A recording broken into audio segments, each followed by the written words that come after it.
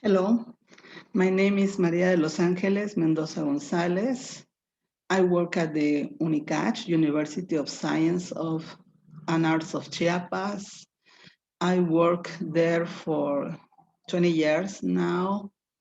Besides English, I teach sociolinguistics, um, research methodology, gender and equality.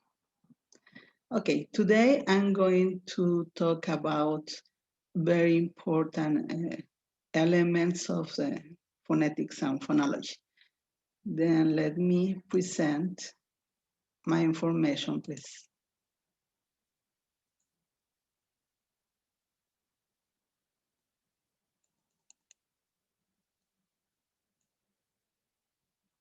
Okay, here is.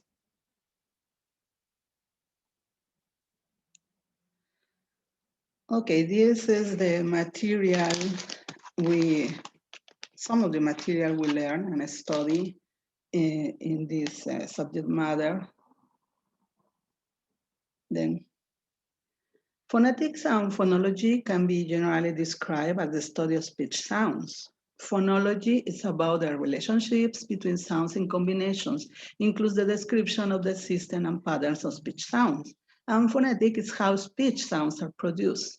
In this presentation, some topics include are the articulators, the vowel system, consonants, connected speech, stress tone, and pitch. Okay, then let's see, but articulators. Well, articulators are several parts that move in various ways to change the size and shape of the open part of the vocal tract and produce sounds.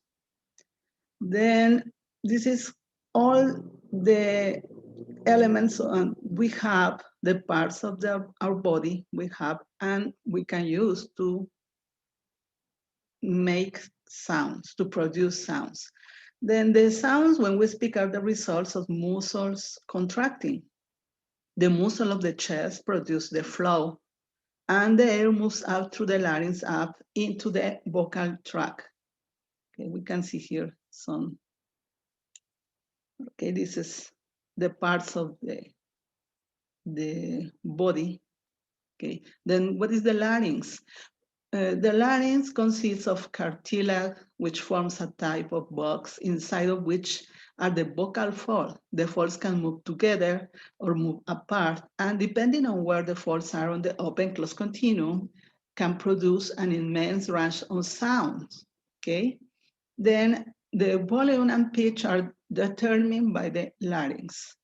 And there are also articulators above the larynx. The upper vocal tract is important to allow the air pass through the nose and mouth. The position of the velum, velar, hard palate, tongue, and all the other parts can produce different sounds. And of course, the quality of sounds can be influenced by the respirations and the way we are going to make the pronunciation, okay? And all of this can influence the quality of sounds that we are going to produce and that the other people is going to hear.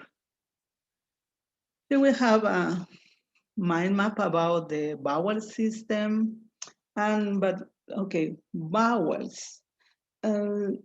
One definition of vowels is that they are not consonants, of course. And there are three types of vowels. One is the monotone type, which are single vowels and single vowel sounds between a syllable.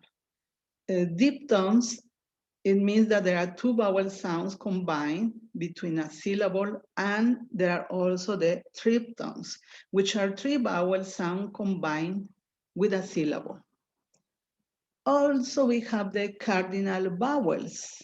In the cardinal vowels, there are this chart.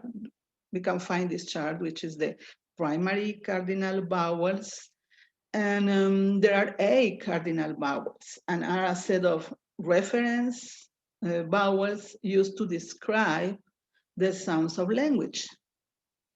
Of course, they are used also for understanding the language production. And the quadrilateral chart, this chart you can see there in the image. It's a chart that where you can chart any vowel sound and organize the vowel space between the two most string tone positions. And also we have the schwa. The schwa is the mid-central vowel sound, okay? It's the vowel sound produced when the lips, tongue, and jaw are completely relaxed.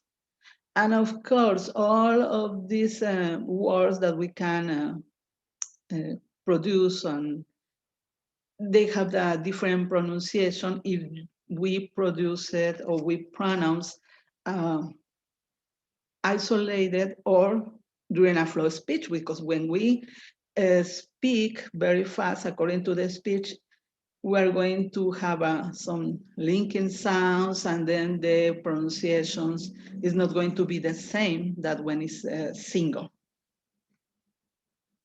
Consonants. Consonants are formed by obstructions in the upper vocal tract and are classified according to three factors, which are the state of the glottis.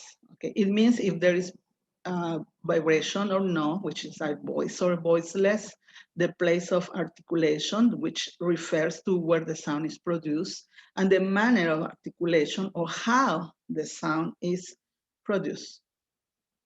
There is a consonance system of English, and it's generally presented on a grid like you can see there.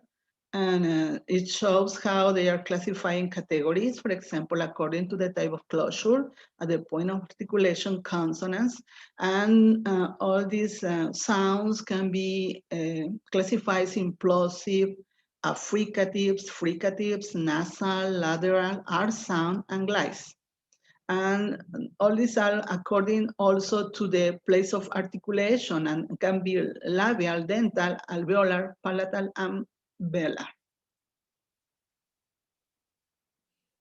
Okay, linking. I was talking early in my month about linking. Linking refers to a juncture. For example, some ending consonants can be linked with a word beginning with a vowel. For example, for eagles. Okay, like that. Then we have stress. Stress refers to accents. People tend to stress information, lexical words, before functional grammatical words and new information. The stress is produced by applying triggers of glottal pressure to the production of the stress item. Stress syllables seem to be louder and longer than the syllables they surround.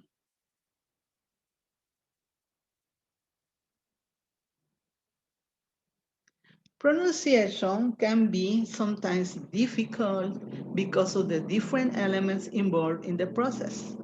Speech is challenging when there are combinations. Also, according to the speed of the speech, some words cannot be vocalized in the same way. Besides, are some rules for using the stress according to the context and intention of phrases and words. But also, there are several words that can be pronounced in different ways. All of these can difficult to understand native people and pronunciation of some letters and words because native people it has a different speech. It can be faster, and most of the time, people who is learning the language, a second language, is get to use to listen to some recordings, and these recordings are sounds in the academic way, so they are going to be uh, not so faster, okay, or slow, and then sometimes can be difficult to understand to native people. Pitch and tone. Well, pitch and tone are related to some sounds. Those are the similarities. Both are used to deliver or convey information messages in spoken language, but they are also different. Pitch can be rise, fall, rise, and rise, fall.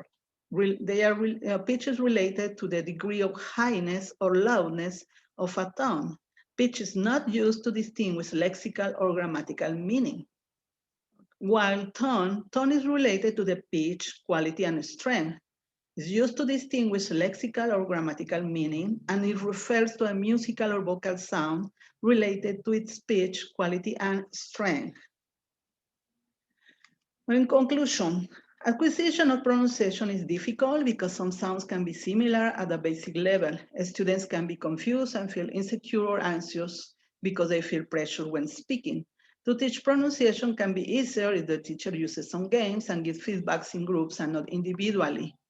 They are, oh my God, they are, let's see, excuse me, I have a problem with the battery. Okay, use some games and give feedbacks in groups and not individually. The use of sounds and audios can be helpful, and according to the level, some phonetics explanation can be useful for strengthening this important skill. Okay, and this is the bibliography. Thank you. Thank you for everything. I really enjoy this subject matter. Bye.